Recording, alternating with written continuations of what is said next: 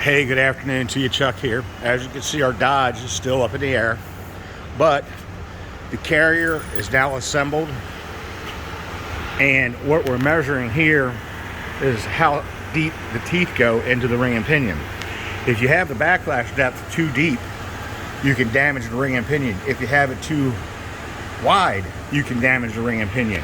You have to be within so many millimeters in setting your backlash in order for it to be right, not make noise and go down the road with years and years and years of good service. So as you can see, we're getting our measurements. Then we'll reassemble the axles, rotors, brakes, seal up the cover and put fluid in it, and this differential will be good to go. So if you've got a differential you need rebuilt, bring it to Pals. Hope to see you soon. It doesn't matter if it's a truck, a race car, or your daily driver. We could definitely take care of rebuilding that differential for you. See you soon.